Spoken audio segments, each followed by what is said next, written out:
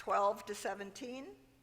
So then, brothers and sisters, we are debtors, not to the flesh, to live according to the flesh. For if you live according to the flesh, you will die. But if by the Spirit you put to death the deeds of the body, you will live. For all who are led by the Spirit of God are children of God. A couple months back, I preached a bit about our identity as Christians. We are children of God. For you did not receive a spirit of slavery to fall back into fear, but you've received a spirit of adoption. When we cry, Abba, Father, it is that very Spirit bearing witness with our spirit that we are children of God. And if children, then heirs, heirs of God, and joint heirs with Christ, if in fact we suffer with him, so that we may also be glorified with him. And then I've also moved on to the same chapter, but verses 26 and 27, because they talk about prayer.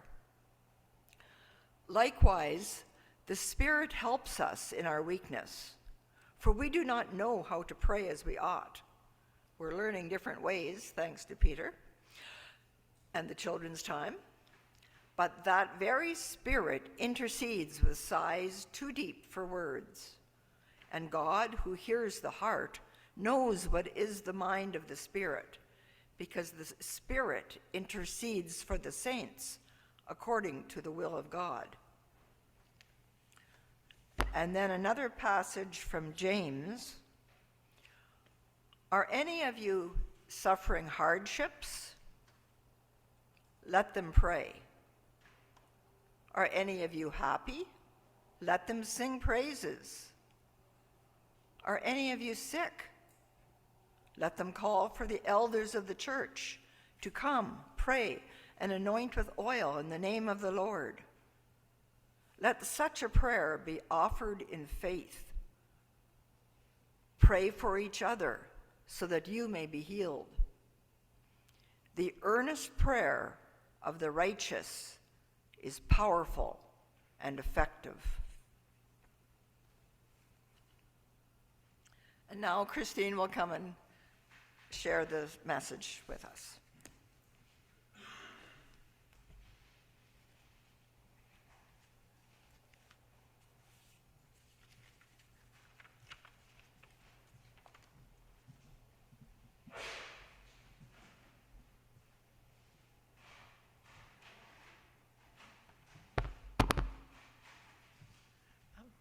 I guess most of you know, because you're doing all the work. It surprises me how much work goes into a service. People are emailing me, did question this, question that, music this. Do you think that's the right passage? And on and on.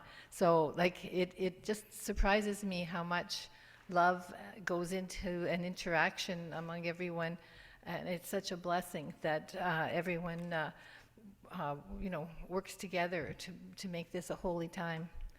And I did wanted to do more study on prayer, so that's why I chose it. There were a couple of things that had led me to this. Last year, Dave had mentioned the book Prayer Does It Matter by Philip Yancey, and I just handed it over to Mary. It didn't get lost in the move, so what a blessing.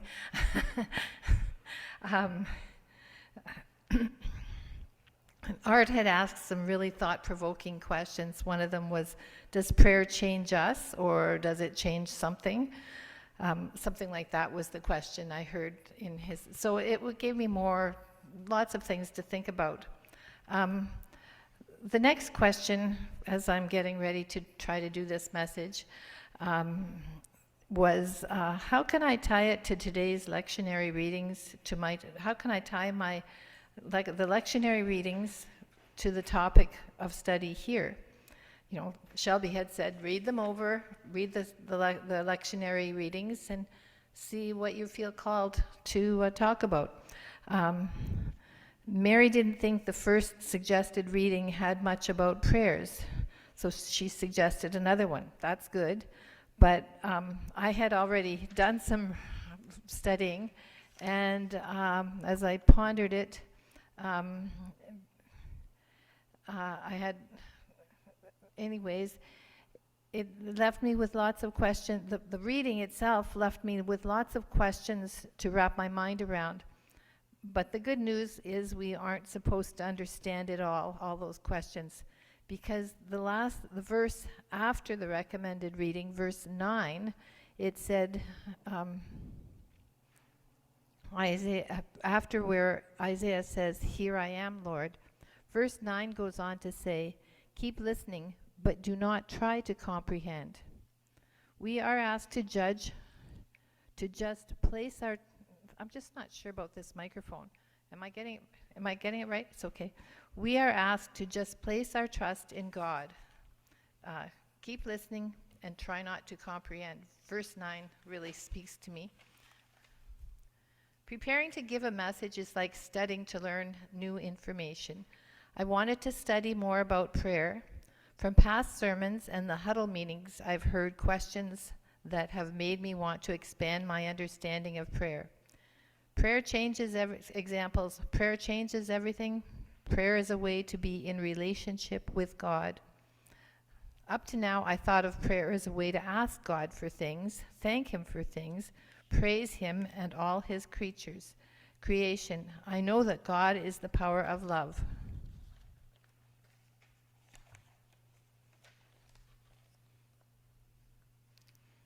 Krista sent me a link about a 4-week study of the Lord's Prayer. It made me happy that I didn't have to cover every aspect of prayer in one short message. That was a good reminder that Jesus gave us, and that the link was a good reminder that Jesus gave us the Lord's Prayer, and that could be all we need to know about talking and listening to God. At the huddle meetings, I learned that if I listened, God would tell me how to show this love to others. I could do this with all my actions and my words. When I or someone else have a concern, I could bring it to God and trust that He will listen. That trust part is big, because we don't always seem to get the best outcome. Sometimes very bad things happen. It is strange that when bad things happen and some people it seems strange that when bad things happen, some people lose their faith, and the faith of others grows stronger. In my case, when challenges like moving or the death of my child, I can feel God's presence and love from the people around me who show support and love. For the people who are angry at God, I can only assume that keeping them in my prayers, showing love and support, is the best thing. Just being present in their painful journey is all I can do. Recently, a friend whose beloved nephew is going through treatment for brain cancer said to me, "If there is a God, I am very angry at Him for letting this happen to my beloved Jordy. I have no answer for her. I can only listen, acknowledge the pain, and tell her that God is a loving God, and some things that happen are beyond understanding. Just listening and being lovingly present might help." How do we connect and support each other? Here's just a little story. In my new neighborhood, I often saw a lady walking. Before long, we would wave to each other. She looked familiar. Perhaps she was from Lively.